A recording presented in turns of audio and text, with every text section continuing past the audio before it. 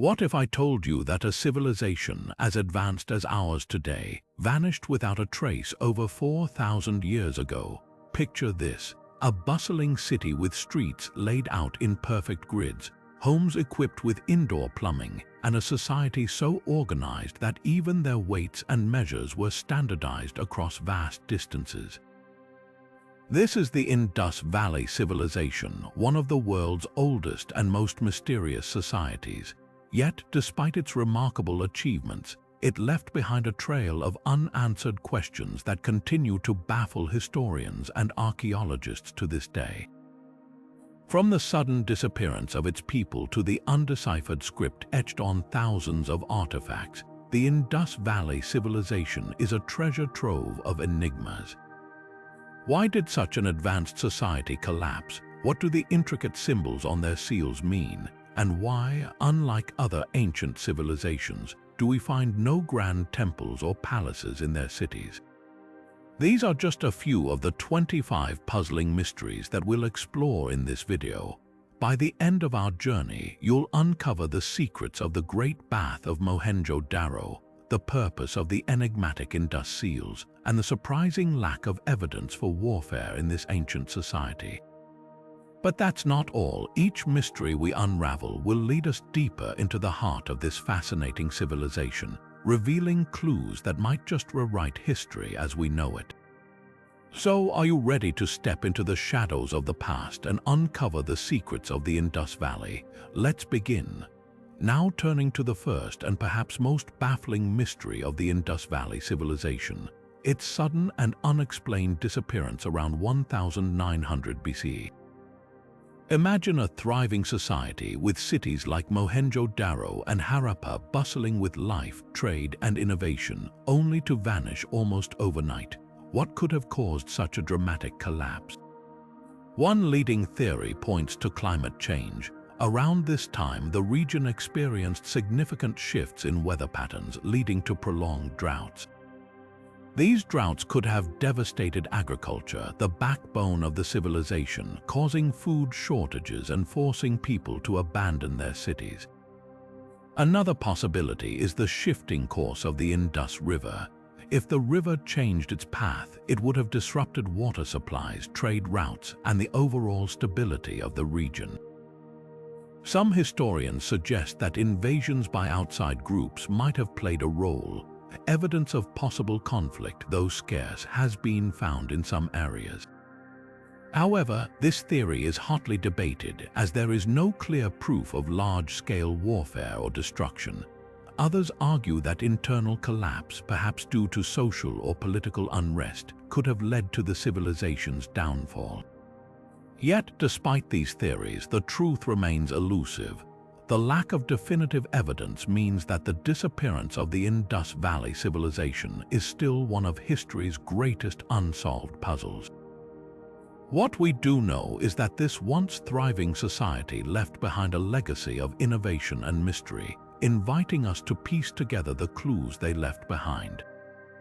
As we move forward, this mystery sets the stage for the many other enigmas we'll explore, each offering a glimpse into the lives and challenges of this remarkable civilization.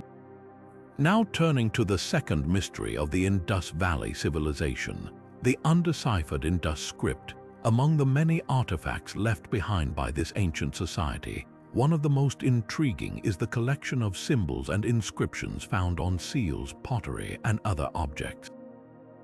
These markings, often accompanied by depictions of animals and human-like figures, have puzzled researchers for decades. Despite extensive efforts, the script remains one of the few ancient writing systems that has yet to be decoded. The challenge lies in the nature of the script itself. Unlike other ancient languages such as Egyptian hieroglyphs or Mesopotamian cuneiform, the Indus script is incredibly short.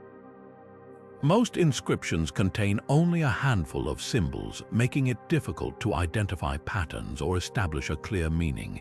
Additionally, there is no known bilingual text like the Rosetta Stone for Egyptian hieroglyphs that could serve as a key to unlocking its secrets.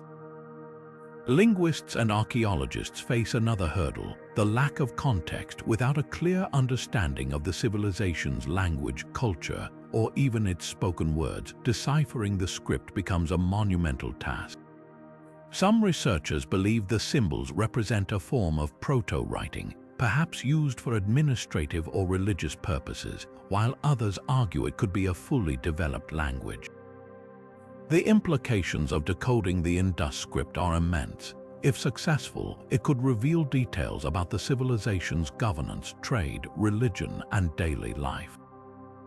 It might even shed light on their relationships with neighboring cultures such as Mesopotamia. For now, though, the script remains a tantalizing mystery, a silent whisper from a civilization that continues to captivate and confound us. As we delve deeper into the mysteries of the Indus Valley, this enigmatic script reminds us of how much there is still to uncover about this ancient world. Now turning to the third mystery of the Indus Valley Civilization, the absence of monumental architecture. Unlike other ancient societies, such as the Egyptians with their towering pyramids or the Mesopotamians with their grand ziggurats, the cities of the Indus Valley lack the kind of massive temples, palaces, or tombs that typically signify power, wealth, or religious devotion.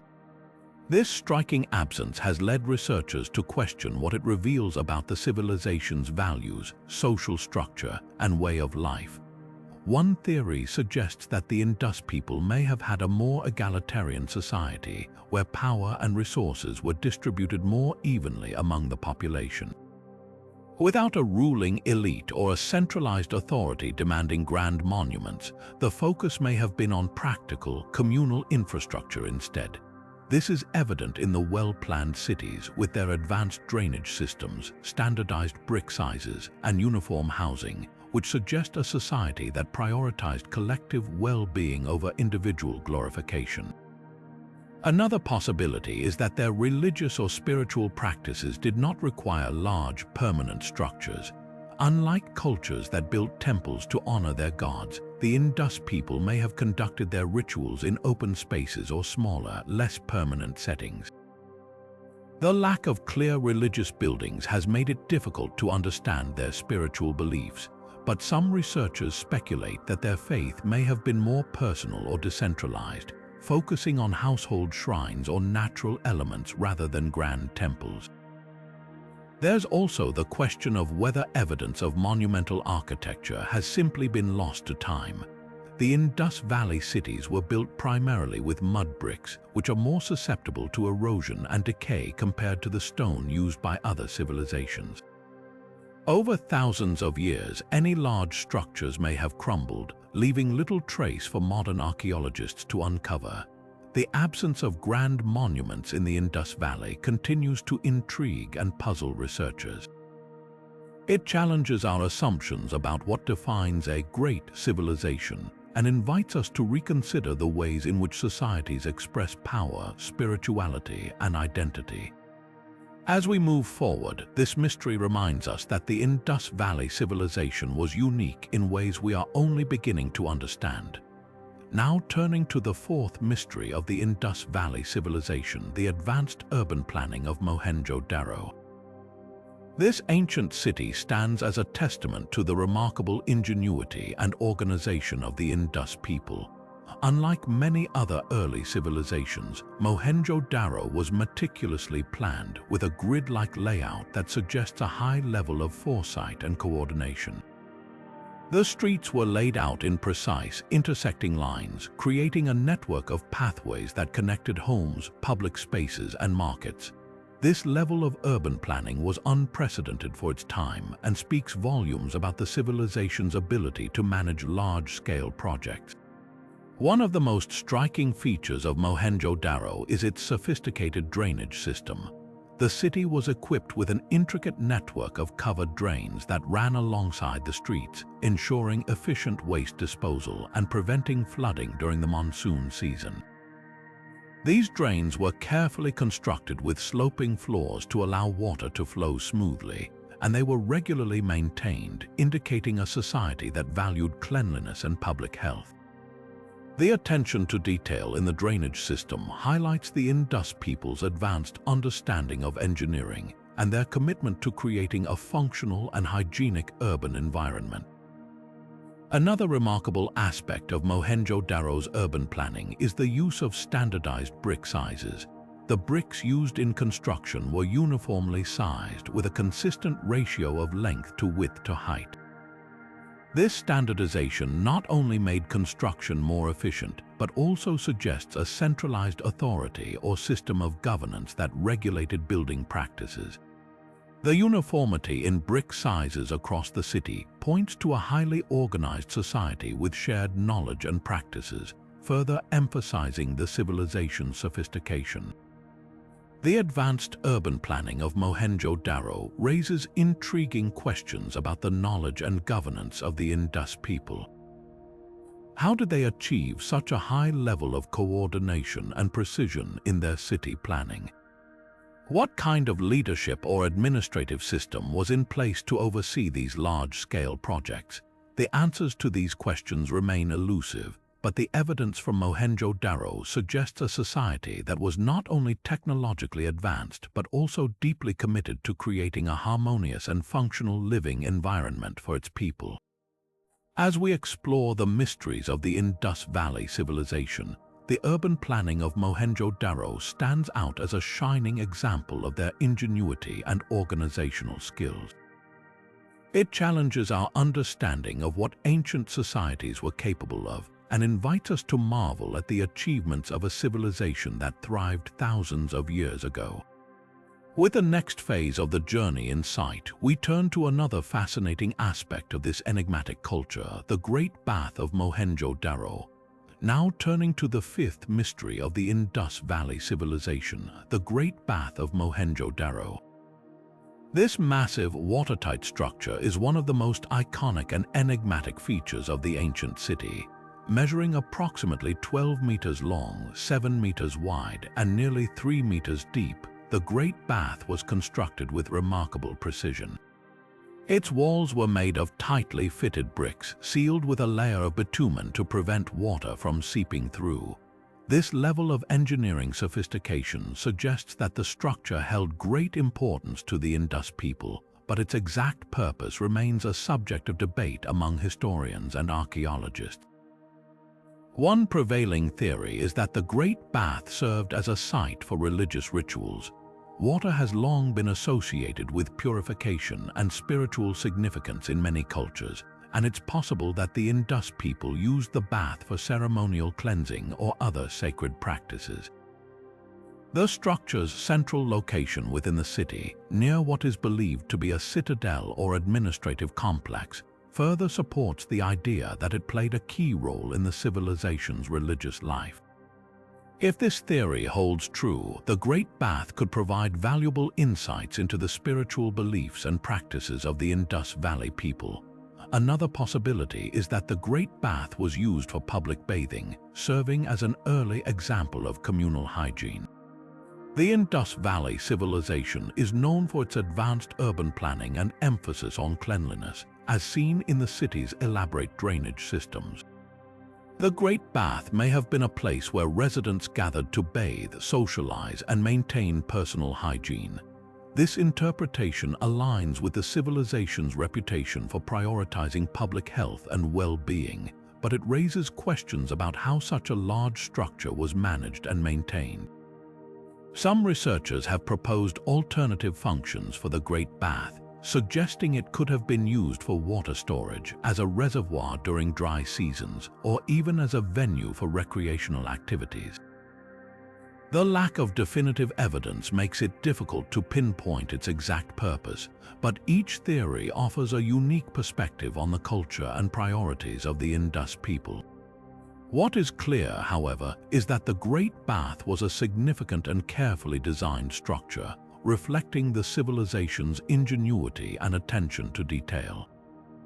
The Great Bath of Mohenjo-Daro is more than just an architectural marvel. It is a window into the values and beliefs of the Indus Valley Civilization.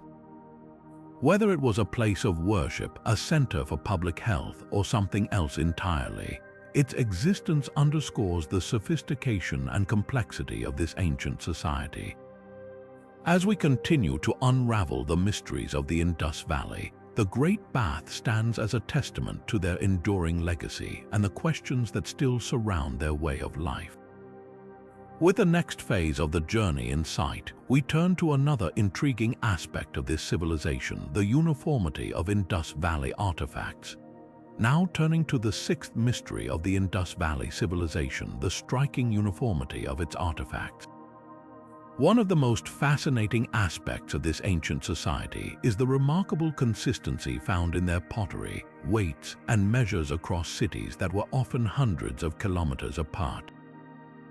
This level of standardization is unparalleled in other contemporary civilizations and offers a unique glimpse into the organization and interconnectedness of the Indus people.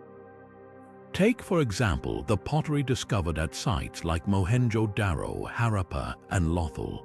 Despite the vast distances between these cities, the pottery shares nearly identical shapes, sizes, and decorative patterns. This suggests that the Indus Valley Civilization had a highly centralized system of production, with artisans following strict guidelines to create uniform goods. Such consistency would have required not only skilled craftsmanship, but also a shared cultural understanding and possibly even a form of centralized oversight. The uniformity extends beyond pottery to weights and measures. Archaeologists have uncovered standardized stone weights across Indus sites, with units that appear to follow a precise system. These weights were likely used in trade, ensuring fairness and consistency in commercial transactions. The existence of such a system points to a sophisticated economy where trade was regulated and conducted with a high degree of trust and efficiency. It also hints at the possibility of a central authority that established and enforced these standards, ensuring they were adopted across the civilization's vast network of cities. This level of uniformity also raises intriguing questions about communication and coordination. How did the Indus people maintain such consistency across such large distances? Did they have a system of messengers or written records to disseminate standards and instructions? While the Indus script remains undeciphered, the widespread use of standardized artifacts suggests that the civilization had effective methods of communication and governance, enabling them to maintain a cohesive cultural and economic identity. The uniformity of Indus Valley artifacts is more than just a testament to their organizational skills. It reveals a society that valued order, precision, and interconnectedness. Whether through trade, governance, or shared cultural practices, the Indus people created a civilization that thrived on consistency and cooperation. As we continue to explore the mysteries of this ancient society, the uniformity of their artifacts stands as a powerful reminder of their ingenuity and the enduring legacy of their achievements. With the next phase of the journey in sight, we turn to another intriguing aspect of the Indus Valley Civilization, the surprising lack of evidence for warfare. Now turning to the seventh mystery of the Indus Valley Civilization, the surprising lack of evidence for warfare. Unlike many other ancient civilizations, the Indus Valley sites reveal little to no traces of weapons, fortifications, or depictions of battle scenes. This absence has led historians and archaeologists to wonder whether the Indus people were uniquely peaceful or if evidence of conflict has simply been lost over the millennia. One of the most striking aspects of this mystery is the near absence of weapons in archaeological findings. While tools and implements for daily life, such as knives and axes, have been discovered, there are very few objects that can be definitively identified as weapons designed for warfare. This stands in stark contrast to civilizations like Mesopotamia or ancient Egypt, where weapons and military imagery are abundant. The lack of such artifacts suggests that warfare may not have played a significant role in Indus society, or that their approach to conflict was fundamentally different from their contemporaries. Equally puzzling is the absence of fortifications.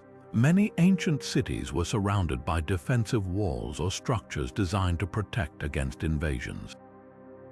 However, the cities of the Indus Valley, such as Mohenjo-Daro and Harappa, show no clear evidence of such defenses.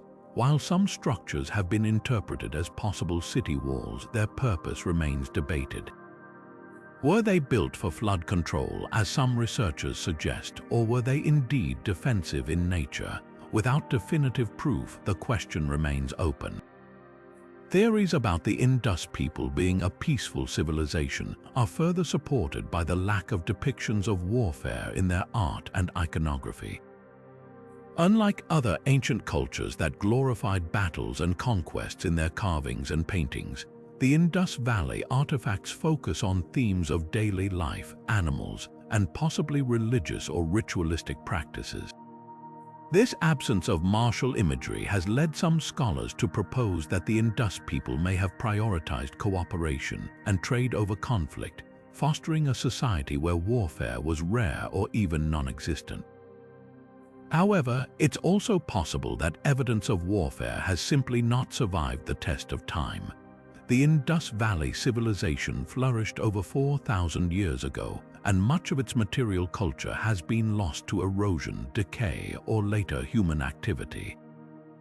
Weapons made of perishable materials like wood or leather would have disintegrated long ago, leaving no trace for modern archaeologists to uncover. Additionally, if conflicts were resolved through non-lethal means or symbolic gestures, they might not have left a visible mark in the archaeological record. The lack of evidence for warfare in the Indus Valley Civilization continues to spark debate and curiosity. Were the Indus people truly a peaceful society, or is the absence of conflict merely a reflection of what has been lost to time? As we delve deeper into this mystery, it challenges our assumptions about the nature of ancient civilizations and invites us to reconsider the ways in which societies organize themselves and resolve disputes. With this enigma still unresolved, we now turn to another fascinating aspect of the Indus Valley, the role of women in their society. Now turning to the eighth mystery of the Indus Valley Civilization, the role of women in their society. Among the many artifacts unearthed from this ancient culture, some of the most intriguing are those depicting women, such as the famous dancing girl statue and numerous female figurines. These artifacts offer tantalizing clues about the status, roles, and significance of women in Indus society, sparking debates about whether they held positions of power, religious importance, or both. The dancing girl statue, discovered in Mohenjo-Daro, is one of the most iconic pieces of Indus art. This small bronze figure depicts a young woman in a confident pose, with one hand on her hip and the other resting on her thigh. Her elaborate jewelry and hairstyle suggest a sense of individuality and possibly high social standing. Some scholars interpret her posture and adornment as evidence of a dancer or performer, while others see her as a symbol of grace and vitality.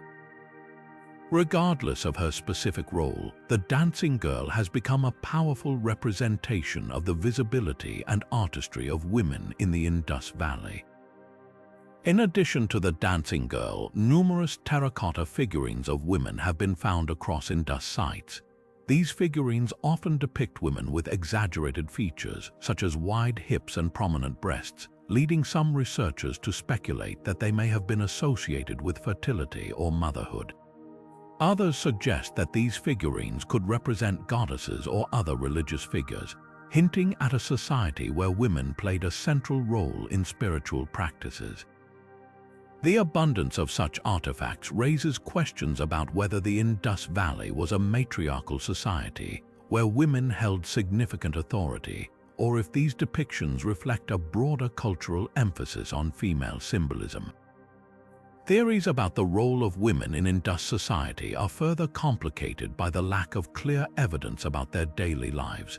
Unlike other ancient civilizations, where written records or inscriptions provide insights into gender roles, the undeciphered Indus script leaves much to interpretation.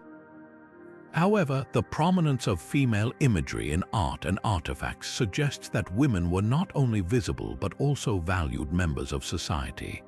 Whether as mothers, leaders, or religious figures, their presence in the archaeological record challenges traditional narratives about ancient societies being predominantly male-dominated. Some researchers propose that the Indus Valley may have been a matriarchal or matrilineal society, where lineage and inheritance were traced through the female line. This theory is supported by the absence of grand royal tombs or depictions of male rulers, which are common in other ancient cultures. Instead, the focus on female figurines and symbols could indicate a society where women held positions of influence, whether in governance, religion, or both.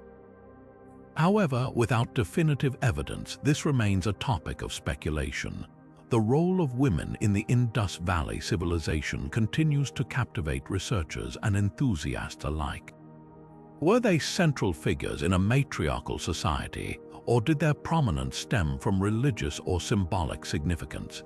As we explore this mystery, it invites us to reconsider the ways in which ancient societies valued and represented women, offering a glimpse into a civilization that may have been far ahead of its time in recognizing the importance of women in shaping culture and identity. With this intriguing question still unresolved, we now turn to another fascinating aspect of the Indus Valley, the purpose of the intricately carved Indus seals. Now turning to the ninth mystery of the Indus Valley Civilization, the purpose of the intricately carved Indus seals. These small, finely crafted objects, often made of steatite, have been discovered in large numbers across various Indus sites, sparking endless debates about their function and significance. Each seal is a masterpiece of artistry, featuring intricate carvings of animals, symbols, and sometimes human-like figures, leaving researchers to wonder what role they played in the daily lives of the Indus people. One of the most striking features of these seals is the depiction of animals. Bulls, elephants, rhinoceroses, and even mythical creatures like the so-called unicorn appear frequently. These animal motifs are not just decorative, they likely held deep symbolic meaning. Some scholars suggest that the animals represented deities or spiritual beings, indicating that the seals may have been used in religious or ritual contexts. Others propose that the animals symbolized clans, families, or professions, serving as markers of identity or status. The recurring unicorn motif, in particular, has puzzled researchers for decades, as it appears on a significant number of seals but has no clear parallel in the natural world. The seals also bear inscriptions in the undeciphered Indus script, adding another layer of mystery. These short sequences of symbols have led some to speculate that the seals were used for administrative purposes, such as marking ownership, recording transactions, or authenticating documents. If this is the case, the seals could provide a glimpse into the bureaucratic systems of the Indus Valley, suggesting a highly organized society with complex trade networks and governance structures. However, without a key to decode the script, these theories remain speculative. Another possibility is that the seals were used in trade. The Indus Valley Civilization was known for its extensive trade connections with Mesopotamia, Central Asia, and other regions. Seals could have served as a form of branding or certification, ensuring the quality and origin of goods. The presence of similar seals in distant regions supports this idea, hinting at a standardized system of trade and communication that spanned vast distances. The seals' small size and portability also raise questions about their personal use. Were they worn as amulets or talismans, offering protection or conveying status? Or were they used in rituals, perhaps as stamps to create impressions on clay or other materials? The discovery of seal impressions on pottery and other objects suggests that they had a practical function, but the exact nature of that function remains unclear. The purpose of the Indus seals is a puzzle that continues to intrigue researchers. Were they tools of trade, symbols of power, or sacred objects imbued with spiritual meaning? The combination of artistry, symbolism, and functionality makes them one of the most fascinating artifacts of the Indus Valley Civilization. As we delve deeper into this mystery, it reminds us of the complexity and sophistication of this ancient society, leaving us eager to uncover more about their beliefs, practices, and daily lives. With this enigma still unresolved, we now turn to another captivating aspect of the Indus Valley, the absence of grand royal burials. Now turning to the 10th mystery of the Indus Valley Civilization, the puzzling absence of royal burials. Unlike other ancient civilizations such as Egypt or Mesopotamia, where grand tombs and elaborate graves of kings and rulers have been unearthed, the Indus Valley offers no such evidence. This striking difference raises intriguing questions about the social and political structure of this enigmatic society. One possibility is that the Indus Valley Civilization did not have kings or a centralized monarchy in the way we understand it. The lack of monumental palaces or grand tombs could suggest a more egalitarian society, where power was distributed rather than concentrated in the hands of a single ruler. This idea aligns with the uniformity seen in city planning and artifacts, which hints at a society that valued equality and shared governance over hierarchical rule. Another theory is that the Indus people had a different approach to death and burial practices altogether. Perhaps they did not believe in glorifying individuals in death, or their burial customs were so unique that they have left little trace for archaeologists to uncover. Some scholars suggest that the Indus people may have practiced cremation or other forms of disposal that did not involve elaborate tombs. If this is the case, it would reflect a cultural perspective that prioritized simplicity and perhaps even a spiritual connection to nature over material displays of power. The absence of royal burials also raises questions about the role of religion and spirituality in Indus society. Did they view death as a transition rather than an end, focusing on the afterlife in ways that did not require grand monuments? Or were their beliefs so deeply tied to the natural world that they chose to return their dead to the earth without leaving lasting markers? The lack of evidence makes it difficult to draw definitive conclusions, but it opens up fascinating possibilities about their worldview. This mystery also ties into the broader question of how the Indus Valley Civilization organized itself. Without grand tombs or clear evidence of a ruling class, it challenges our assumptions about what an advanced ancient society should look like. Were they governed by councils, priests, or community leaders rather than kings? Did they prioritize collective well-being over individual power? The absence of royal burials invites us to rethink our understanding of leadership and social structure in the ancient world. As we explore this mystery, it becomes clear that the Indus Valley Civilization was not just unique in its urban planning and craftsmanship, but also in its approach to life, death, and governance. The absence of royal burials is not just a gap in the archaeological record. It is a window into the values and beliefs of a society that continues to surprise and inspire us. With this enigma still unresolved, we now turn to another captivating aspect of the Indus Valley, their extensive trade networks and economic systems. Now turning to the 11th mystery of the Indus Valley Civilization, their remarkable trade networks. The Indus Valley people were not just masterful city planners and craftsmen. They were also skilled traders who connected with distant regions, creating an economic system that was incredibly advanced for its time. Evidence of their trade has been found as far away as Mesopotamia, Central Asia, and even the Persian Gulf, showcasing their ability to establish and maintain long-distance relationships. Archaeological discoveries such as Indus seals and pottery have been unearthed in Mesopotamia, suggesting a thriving exchange of goods and ideas between these two ancient civilizations. The Indus people likely exported luxury items like beads, jewelry, and finely crafted tools, while importing materials such as metals, timber, and precious stones that were not readily available in their own region. This exchange was not just about goods, It was also a meeting of cultures as the Indus Valley's unique art and symbols began to influence and be influenced by their trading partners. What makes their trade networks even more impressive is the level of organization behind them. The uniformity in weights and measures across Indus cities indicates a standardized system for trade, ensuring fairness and consistency.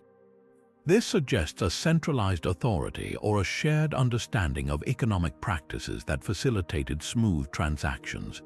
The Indus people also likely used boats and carts to transport goods, navigating rivers and overland routes with remarkable efficiency. Their ability to coordinate such complex trade networks speaks volumes about their administrative skills and their understanding of geography and logistics. The trade routes of the Indus Valley were not just economic lifelines, they were also channels for cultural exchange. The presence of Indus artifacts in far-off lands hints at a civilization that was not isolated but deeply connected to the wider world. This challenges the notion that ancient societies were insular, showing instead that the Indus Valley people were active participants in a global network of trade and communication. As we delve into this mystery, it becomes clear that the Indus Valley's trade networks were a cornerstone of their success. They not only sustained their economy but also enriched their culture, fostering innovation and diversity. The sophistication of their trade systems reminds us that this civilization was far ahead of its time, leaving behind a legacy that continues to intrigue and inspire.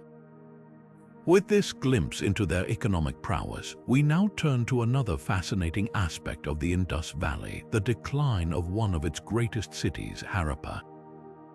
Now turning to the 12th mystery of the Indus Valley Civilization, the decline of Harappa, one of its most prominent cities. Harappa, once a thriving hub of culture, trade, and innovation, eventually fell into abandonment, leaving behind a puzzle that historians and archaeologists are still trying to solve. What caused this great city to decline? Let's explore the possible factors that may have led to its downfall. One of the most widely discussed theories is environmental change. Around the time of Harappa's decline, evidence suggests that the region experienced significant shifts in climate. The once reliable rivers that sustained agriculture and daily life may have dried up or changed course, leading to water shortages and failed crops. Without a steady supply of food and water, the city's population could have faced severe hardships, forcing people to migrate to more fertile areas.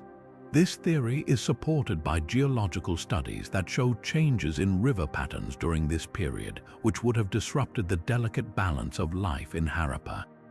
Another possible factor is economic decline.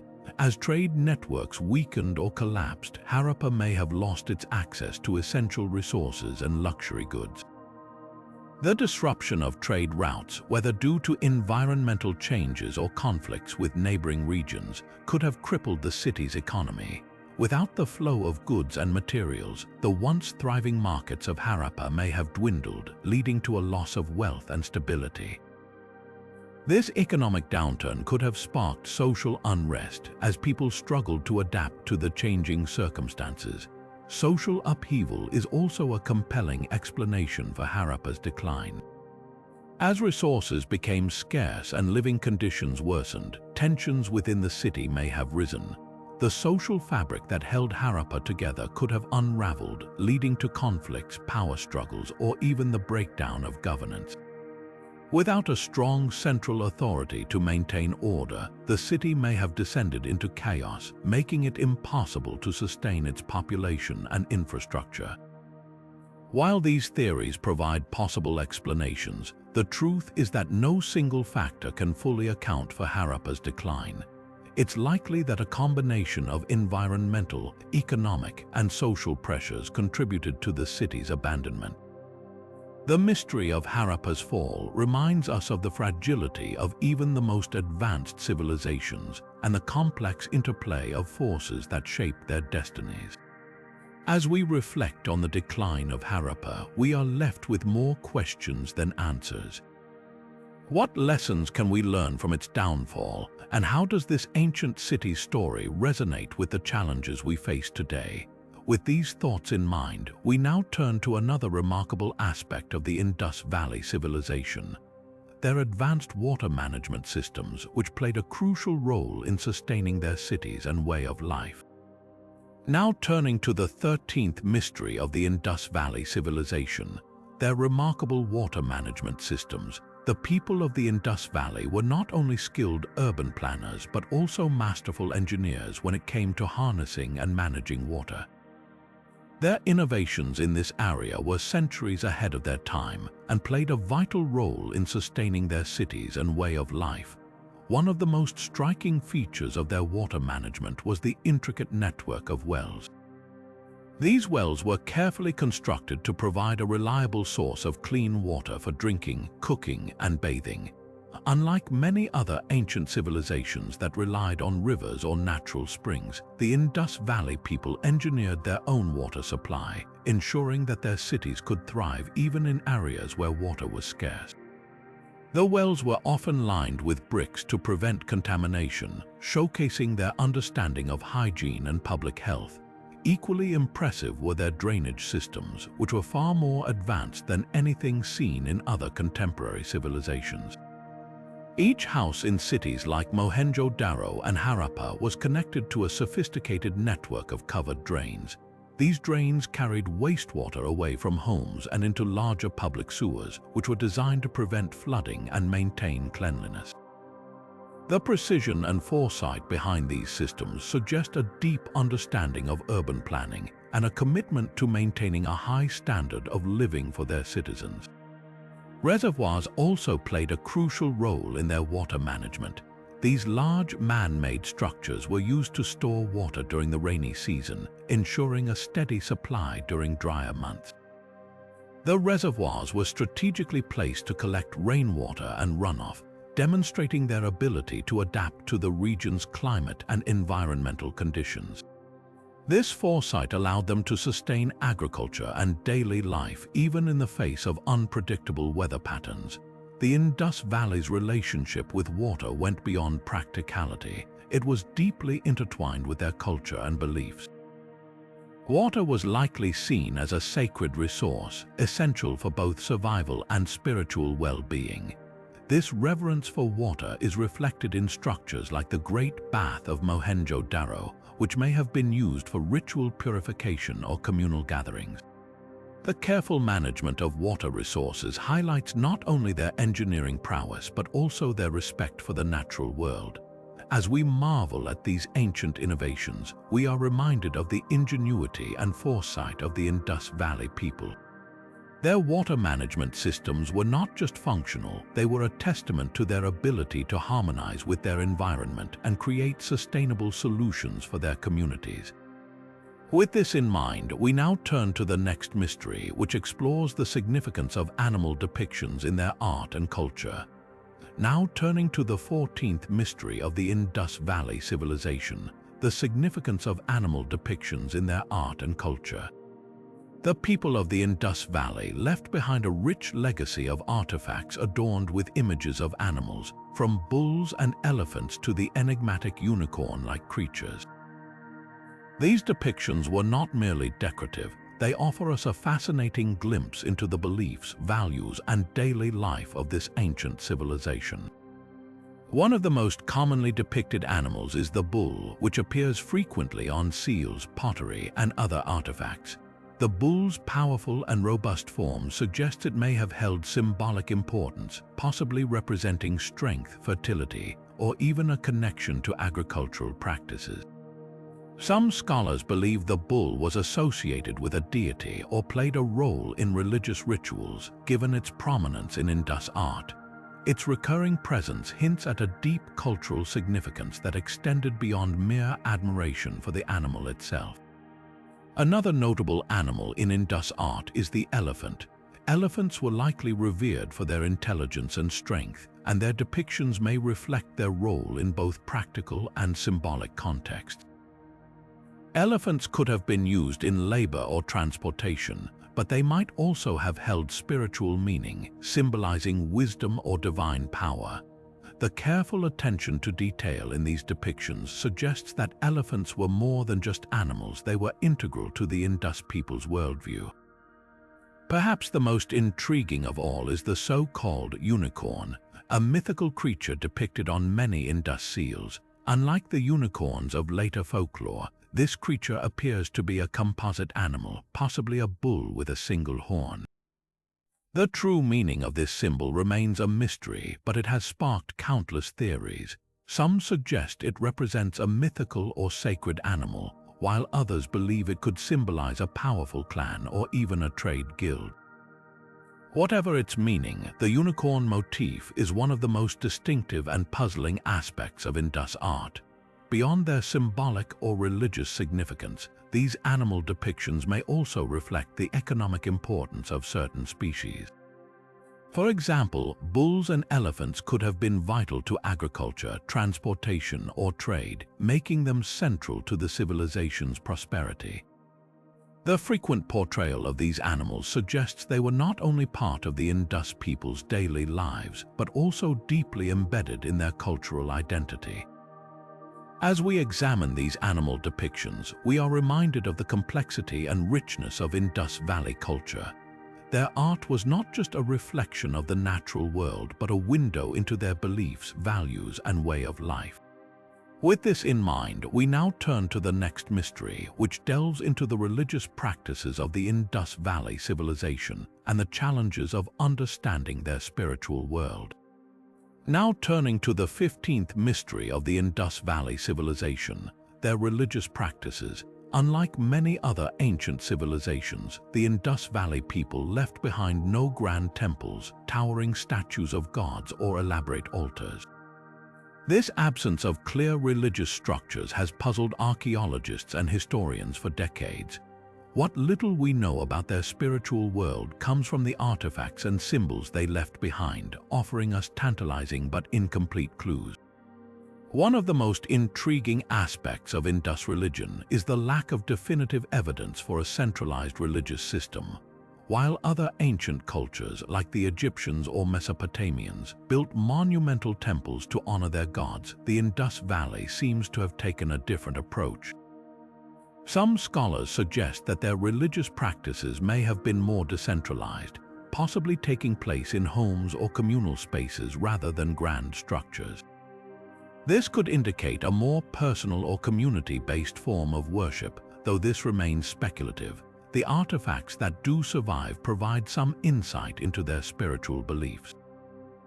For example, the famous priest-king statue, which we'll explore in more detail later, has been interpreted as a possible religious or political leader. Its intricate design and regal posture suggest it may have held a significant role in rituals or ceremonies. Similarly, the numerous seals depicting animals like the bull and the unicorn might have had religious connotations, possibly representing deities or sacred symbols. Another clue lies in the so-called fire altars found at some Indus sites. These small, brick-lined structures are believed to have been used for rituals involving fire, possibly as offerings to gods or as part of purification ceremonies. While these altars are not as elaborate as those found in other civilizations, they hint at a spiritual practice centered around fire, which could have held deep symbolic meaning for the Indus people. The absence of clear depictions of gods or goddesses further complicates our understanding. Unlike the pantheons of Egypt or Mesopotamia, the Indus Valley has yet to yield any definitive images of deities. Some researchers speculate that their gods may have been represented abstractly through symbols or natural elements like water, fire, or animals. This abstract approach to spirituality would align with the civilization's enigmatic nature, leaving much to interpretation. Despite these challenges, the Indus Valley's religious practices remain a fascinating area of study. Their unique approach to spirituality, combined with the scarcity of concrete evidence, invites us to imagine a world where the sacred was woven into the fabric of daily life rather than confined to grand monuments. As we continue to uncover more about their beliefs, we move closer to understanding the spiritual heart of this ancient civilization. With this in mind, we now turn to the next mystery, which examines the enigmatic priest-king statue and its significance in unraveling the leadership and religion of the Indus Valley. Now turning to the 16th mystery of the Indus Valley Civilization, the enigmatic priest-king statue. This small but striking sculpture, discovered in Mohenjo-Daro, has captivated historians and archaeologists for decades. Standing at just under 7 inches tall, the statue depicts a bearded man with a serene expression, adorned with a headband and a cloak draped over one shoulder. Its intricate craftsmanship and regal demeanor have sparked intense debate about its true identity and purpose.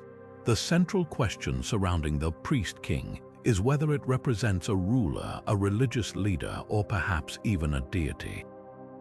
Some scholars argue that the statue's dignified posture and elaborate attire suggest it depicts a king or a high-ranking political figure.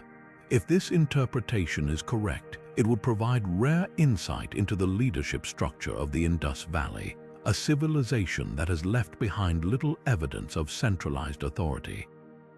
The absence of grand palaces or royal tombs makes this statue all the more significant, as it could be one of the few surviving representations of their rulers. Others, however, believe the statue may represent a priest or a spiritual leader. The headband, which some interpret as a fillet or a sacred ornament, and the cloak, which resembles a shawl worn in religious ceremonies, lend weight to this theory. If the figure is indeed a priest, it could offer clues about the role of religion in Indus society. The statue's calm and composed expression might symbolize a connection to the divine, suggesting that spiritual leaders held considerable influence in the civilization. A third possibility is that the statue represents a deity. While the Indus Valley has yet to yield clear depictions of gods or goddesses, the priest-king could be an exception. Its commanding presence and the reverence it seems to inspire might indicate that it was a cult object, worshipped as a divine figure. This interpretation aligns with the idea that the Indus people may have worshipped abstract or symbolic representations of their gods, rather than creating anthropomorphic images like other ancient cultures. The significance of the priest-king statue extends beyond its identity. Its discovery in Mohenjo-Daro, one of the largest and most advanced cities of the Indus Valley, suggests it held an important role in the community. Whether it was a symbol of political power, religious authority, or divine worship, the statue provides a rare glimpse into the values and priorities of the Indus people. Its craftsmanship also highlights the civilization's artistic skill and attention to detail, further underscoring their sophistication. As we continue to study the priest-king, we are reminded of how much remains unknown about the Indus Valley civilization. This small statue, with its quiet dignity and mysterious origins, invites us to ponder the complexities of a society that thrived thousands of years ago. With this in mind, we now turn to the next mystery, which explores the agricultural techniques that sustained this remarkable civilization and allowed it to flourish. Now turning to the 17th mystery of the Indus Valley Civilization, the remarkable agricultural techniques that allowed this ancient society to thrive. The Indus Valley was home to one of the earliest and most advanced agricultural systems in the world, enabling it to support a large and densely populated urban network. But how did they achieve such agricultural success, and what can their methods tell us about their way of life? At the heart of their farming practices were the fertile plains of the Indus River and its tributaries. The annual flooding of the river deposited nutrient-rich silt onto the land, creating ideal conditions for growing crops. The Indus people cultivated a variety of staple foods, including wheat, barley, peas, and sesame. They also grew cotton, which was spun into textiles and became a major trade commodity. This diverse range of crops not only fed their population but also fueled their economy, as surplus produce was traded with neighboring regions. One of the most impressive aspects of Indus agriculture was their sophisticated irrigation systems. They built an extensive network of canals and reservoirs to manage water resources efficiently. These systems allowed them to control the flow of water from the rivers to their fields, ensuring a steady supply even during dry seasons. The ability to irrigate crops year-round was a game-changer, enabling them to produce multiple harvests annually and sustain their growing cities. The Indus Valley's agricultural success also had a profound impact on urban development. With a reliable food supply, the population could focus on other pursuits such as crafting, trade, and governance. This agricultural surplus likely played a key role in the rise of their highly organized cities like Mohenjo-Daro and Harappa. The abundance of food also supported a complex social structure, allowing for specialized roles and the development of a thriving urban culture. Interestingly, the Indus people's farming methods also reflect their deep understanding of the environment. They practiced crop rotation and used natural fertilizers to maintain soil fertility, techniques that were far ahead of their time. Their ability to adapt to the challenges of their environment, such as unpredictable river flooding and seasonal droughts, speaks to their ingenuity and resilience. As we explore the agricultural techniques of the Indus Valley, we gain a deeper appreciation for how this civilization sustained itself and laid the foundation for its remarkable achievements. Their mastery of farming not only fed their people but also enabled the growth of one of the world's first urban societies. With this in mind, we now turn to the next mystery, which examines the Indus Valley's connection to later cultures and the enduring influence of their innovations. Now turning to the 18th mystery of the Indus Valley Civilization, its connection to later cultures and the enduring influence of its innovations. The Indus Valley Civilization, one of the world's earliest urban societies, left behind a legacy that raises intriguing questions about its impact on the cultures that followed. Did this ancient civilization shape the traditions, symbols, and practices of later South Asian societies, such as the Vedic people? Let's explore the evidence and theories that link the Indus Valley to the cultural tapestry of the region. One of the most compelling areas of study is the potential overlap in symbols and iconography. The Indus Valley seals, with their intricate carvings of animals and geometric patterns, bear striking resemblances to motifs found in later Vedic art and religious texts. For example, the recurring depiction of bulls and other animals in Indus artifacts echoes the sacred symbolism of animals in Vedic rituals and mythology. Could these similarities suggest a cultural continuity, or are they merely coincidental? Scholars continue to debate this question, but the parallels are hard to ignore. Another area of connection lies in urban planning and architectural practices. The Indus Valley's grid-like city layouts, advanced drainage systems, and standardized brick sizes set a precedent for urban development in South Asia. While later cities may not have replicated these features exactly, the principles of organized urban living and efficient infrastructure seem to have left a lasting impression. The Vedic period, which followed the decline of the Indus Valley, saw the rise of new settlements, and some scholars argue that the Indus legacy influenced their approach to city building. Religious and spiritual practices also offer clues to this cultural connection. The Indus Valley's lack of grand temples or clear religious structures makes it difficult to draw direct parallels, but certain artifacts hint at shared traditions. For instance, the discovery of fire altars at Indus sites has led some researchers to speculate about a possible link to the fire rituals central to Vedic worship. Additionally, the reverence for water and bathing, as seen in the Great Bath of Mohenjo-Daro, may have influenced later practices of ritual purification in Hinduism. Trade and economic systems further highlight the Indus Valley's potential influence. The civilization's extensive trade networks, which connected it to Mesopotamia, Central Asia, and beyond, laid the groundwork for the exchange of goods, ideas, and cultural practices. These networks likely persisted in some form after the Indus decline, facilitating the spread of its innovations to later societies. The Vedic people who emerged in the same region may have inherited and adapted these trade practices, integrating them into their own economic systems. While the evidence is not conclusive, the possibility of a cultural bridge between the Indus Valley and later South Asian societies is a fascinating area of exploration.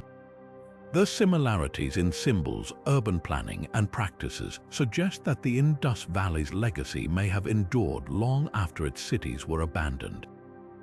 As we delve deeper into this mystery, we gain a greater appreciation for the interconnectedness of human history and the ways in which ancient civilizations continue to shape the world we live in today. With this in mind, we now turn to the next mystery, which examines the Indus Valley's calendar and timekeeping systems, shedding light on how they organized their lives and understood the passage of time. Now turning to the 19th mystery of the Indus Valley Civilization, its calendar and timekeeping systems. How did this ancient society, known for its remarkable urban planning and trade networks, organize its days, seasons, and years? While no definitive calendar has been discovered, the artifacts and structures left behind offer tantalizing clues about how the Indus people might have tracked time and understood the rhythms of nature. One of the most intriguing pieces of evidence comes from the alignment of certain structures at Indus sites. Archaeologists have noted that some buildings and streets appear to be oriented in ways that correspond to celestial events, such as the rising and setting of the sun during solstices and equinoxes. This suggests that the Indus people may have had a sophisticated understanding of astronomy, using the movements of celestial bodies to mark the passage of time and the changing of seasons. Such knowledge would have been crucial for agricultural planning, as it allowed them to predict the best times for planting and harvesting crops. Another clue lies in the discovery of small, circular objects with markings that resemble modern-day sundials. These artifacts, found at various excavation sites, may have been used to measure time during the day by tracking the position of the sun. While their exact function remains debated, they hint at the possibility that the Indus Valley Civilization had developed tools to divide the day into manageable segments, aiding in the organization of daily activities and labor. The importance of timekeeping in the Indus Valley is further underscored by the civilization's reliance on agriculture and trade. Accurate tracking of seasons would have been essential for managing crops, ensuring food security, and coordinating trade expeditions. Additionally, the synchronization of festivals, rituals, and communal activities likely depended on a shared understanding of time, reinforcing social cohesion and cultural identity. Despite these clues, the absence of written records or a fully deciphered script means that much about the Indus calendar remains speculative. Did they use a lunar or solar calendar? How did they account for leap years or seasonal variations? These questions continue to puzzle researchers, but the evidence suggests that the Indus people were far from primitive in their approach to timekeeping. Their ability to align their lives with the natural world speaks to a deep connection with their environment and a keen observational skill. As we explore this mystery, we gain insight into how the Indus Valley Civilization balanced the practical demands of daily life with a profound awareness of the cosmos. Their potential calendar system not only highlights their ingenuity, but also underscores the universal human need to measure and make sense of time. With this in mind, we now turn to the next mystery, which delves into the craftsmanship of the Indus Valley, showcasing the skill and artistry that defined their material culture. Now turning to the 20th mystery of the Indus Valley Civilization, its craftsmanship. The artifacts unearthed from this ancient society reveal a level of skill and artistry that continues to astonish archaeologists and historians alike. From intricately designed jewelry to finely crafted pottery and tools, the Indus Valley people demonstrated a mastery of materials and techniques that set them apart as one of the most advanced civilizations of their time. One of the most striking examples of their craftsmanship is the jewelry discovered at sites like Mohenjo-Daro and Harappa. Made from materials such as gold, silver, and semi-precious stones like carnelian and lapis lazuli. These pieces showcase not only technical precision but also a keen aesthetic sense. Beads, necklaces, and bangles were often intricately carved and polished, with some beads so small and uniform that they suggest the use of advanced tools and methods. The presence of such jewelry in graves and homes indicates that these items held both personal and cultural significance, possibly symbolizing status, wealth, or spiritual beliefs. Equally impressive is the pottery of the Indus Valley. Archaeologists have uncovered a wide variety of vessels, from everyday storage jars to delicate drinking cups, each displaying a high level of craftsmanship. Many pieces are adorned with geometric patterns, animal motifs, and other decorative elements, painted in bold red and black hues. The uniformity in design and quality across different sites suggests that pottery production was a highly organized and specialized trade, with artisans passing down their skills through generations. The tools and implements found at Indus sites further highlight the ingenuity of their craftsmen.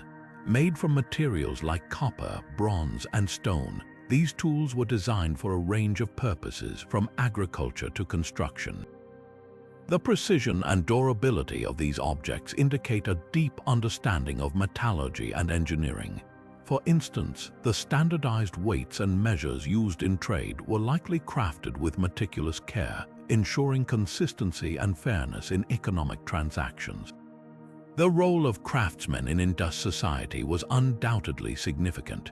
Their work not only met practical needs but also contributed to the cultural and economic vitality of the civilization.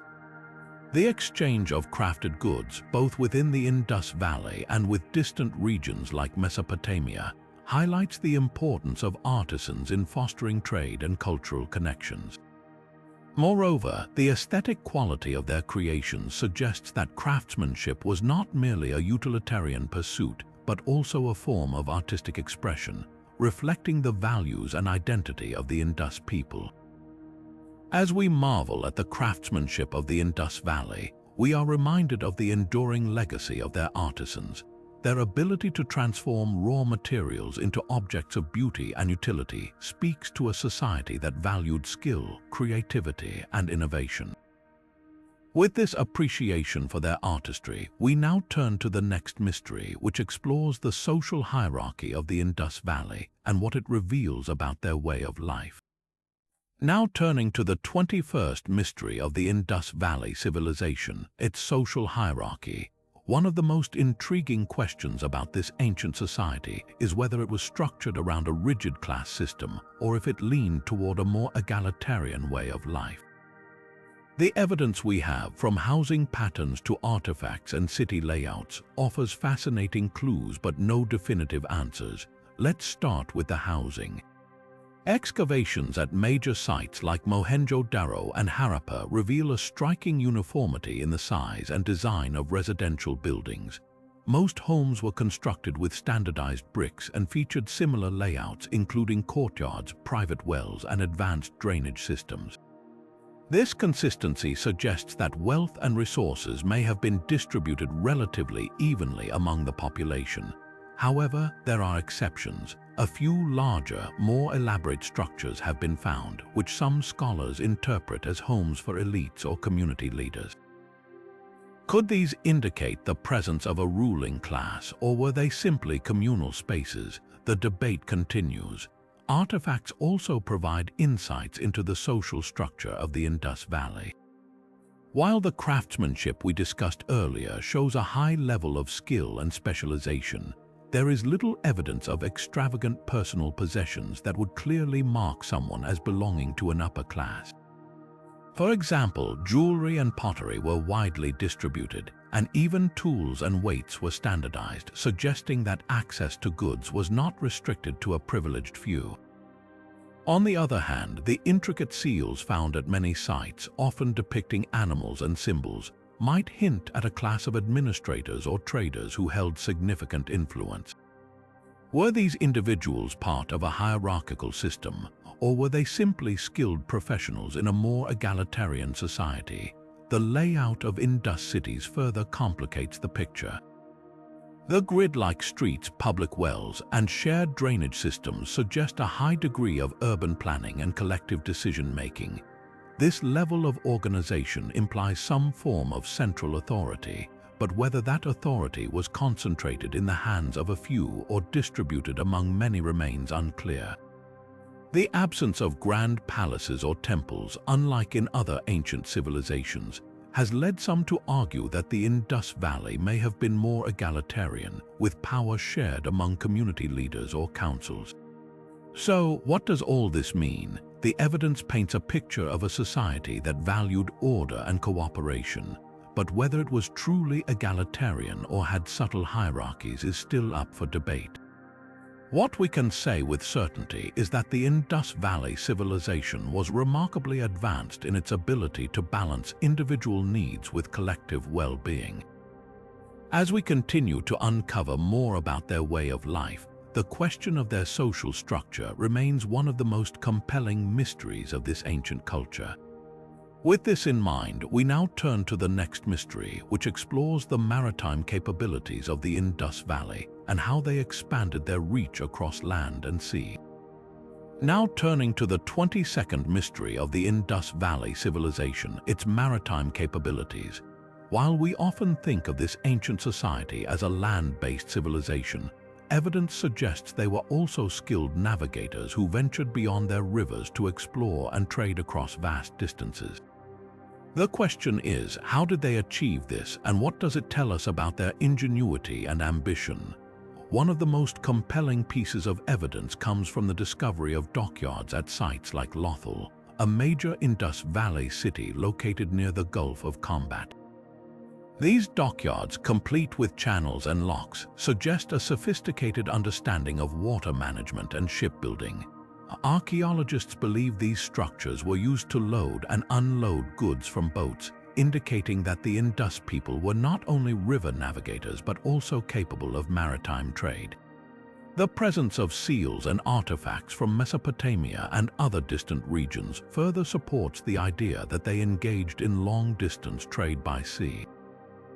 But what kind of boats did they use? While no complete vessels have been found, terracotta models and depictions on seals provide some clues.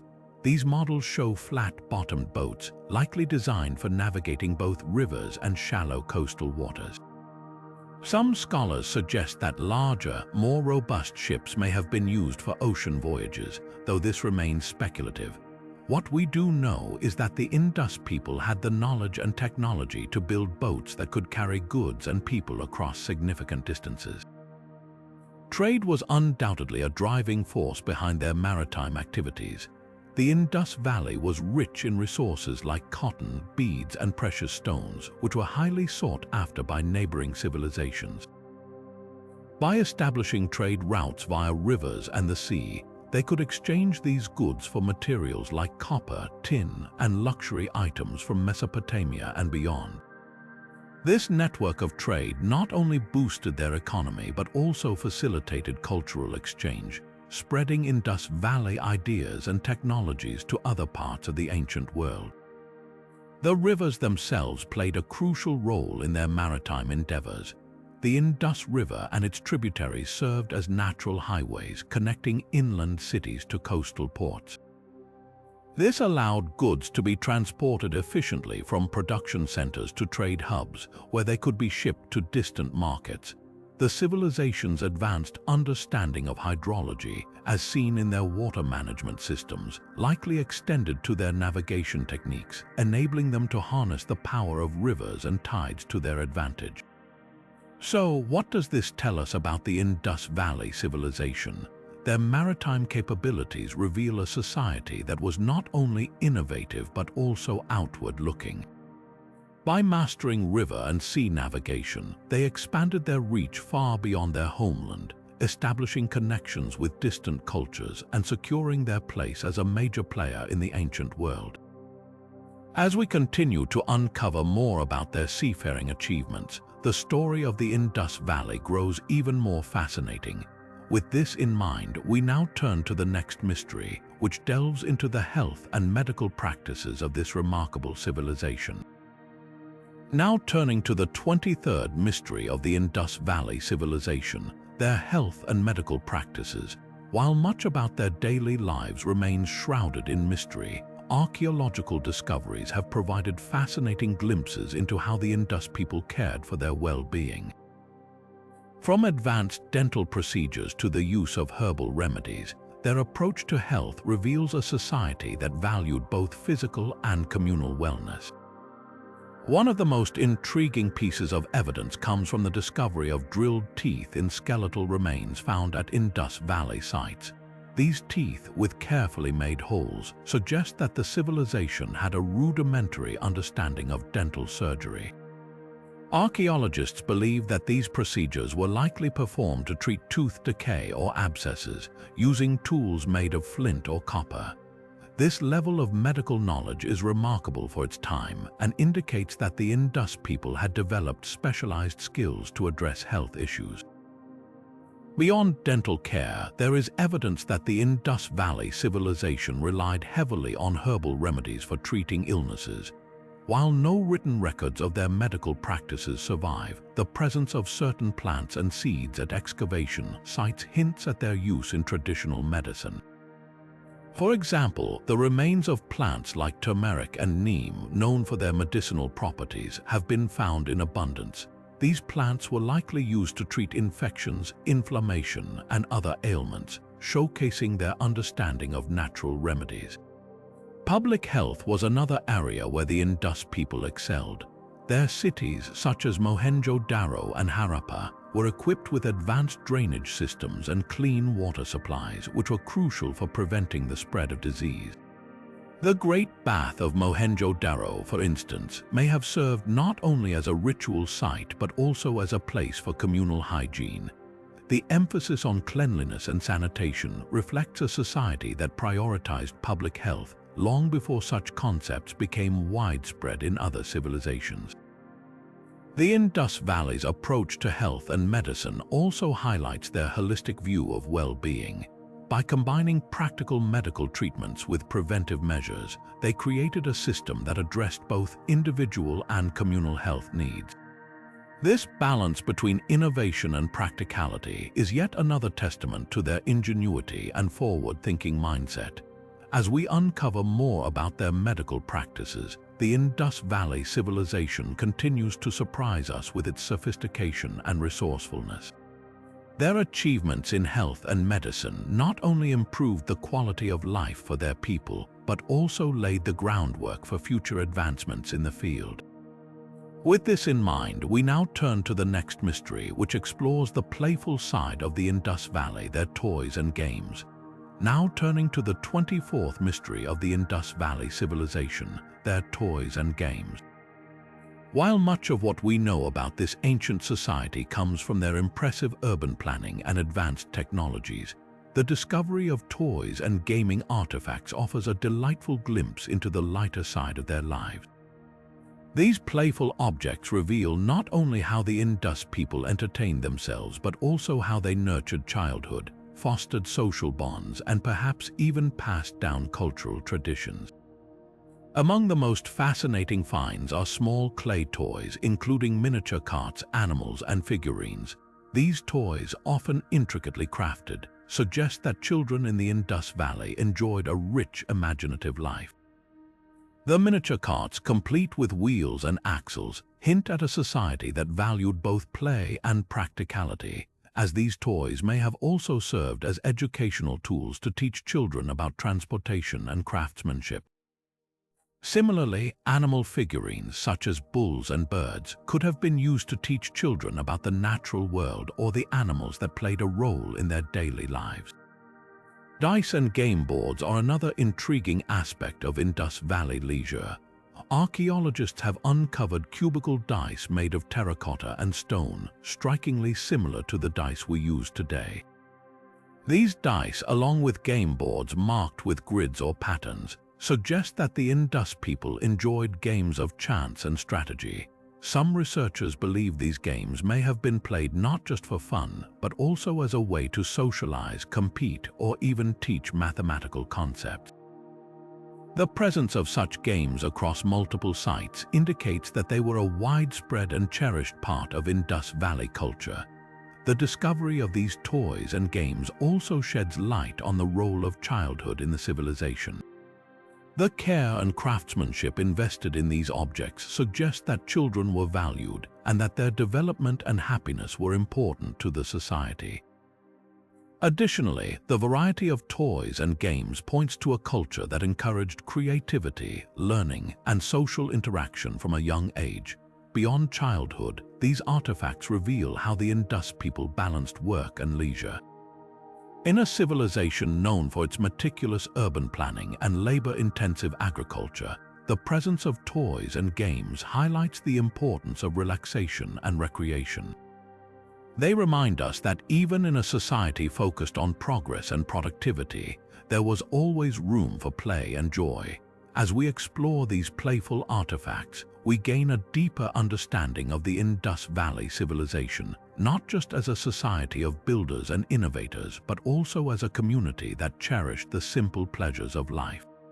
With this in mind, we now turn to the final mystery, which examines the enduring legacy of the Indus Valley and how its mysteries continue to captivate us today. Now turning to the 25th and final mystery of the Indus Valley Civilization, its enduring legacy in modern times. Even after thousands of years, the enigmatic remnants of this ancient society continue to captivate researchers, historians, and the public alike. The Indus Valley Civilization, with its advanced urban planning, undeciphered script, and countless unanswered questions, remains a treasure trove of historical intrigue, inspiring new generations to uncover its secrets. One of the most exciting aspects of the Indus Valley's legacy is the ongoing archaeological work at sites like Mohenjo-Daro and Harappa. Modern excavations, aided by cutting-edge technologies such as ground-penetrating radar and three-dimensional mapping, are revealing layers of the civilization that were previously inaccessible. These tools allow researchers to explore buried structures, analyze soil composition, and even reconstruct ancient environments, offering fresh insights into how the Indus people lived, worked, and thrived. New technologies are also playing a crucial role in deciphering the Indus script. Linguists and computer scientists are collaborating to use artificial intelligence and machine learning to analyze the thousands of symbols found on seals and artifacts. While the script remains undeciphered, these efforts bring us closer than ever to understanding the language and communication of this ancient civilization. Each breakthrough, no matter how small, reignites hope that one day we may finally unlock the stories and knowledge encoded in these mysterious symbols. The Indus Valley's legacy extends beyond academia, capturing the imagination of the public through museums, documentaries, and cultural initiatives. Artifacts like the dancing girl statue and the priest king sculpture have become iconic symbols of the civilization, drawing millions of visitors to exhibitions worldwide. These artifacts not only showcase the artistic and technological achievements of the Indus people, but also serve as a reminder of the shared human heritage that connects us across time and space. Perhaps most intriguing is the potential for future discoveries. As technology advances and new sites are unearthed, there is a growing sense that the Indus Valley Civilization still holds many secrets waiting to be revealed. From hidden cities buried beneath the sands to forgotten trade routes that spanned continents, the possibilities are endless. Each discovery has the power to reshape our understanding of this ancient society and its place in the broader narrative of human history. The enduring fascination with the Indus Valley Civilization lies in its ability to challenge our assumptions and spark our curiosity. Its mysteries remind us that history is not a static record but a living, evolving story that we continue to piece together. As we reflect on the 25 mysteries explored in this video, one thing is clear. The Indus Valley Civilization is not just a relic of the past but a source of inspiration for the future. Its legacy invites us to keep exploring, questioning, and marveling at the ingenuity of those who came before us. And with that, we conclude our journey through the enigmatic world of the Indus Valley. If you enjoyed this exploration, don't forget to like, subscribe, and hit the notification bell for more fascinating historical content.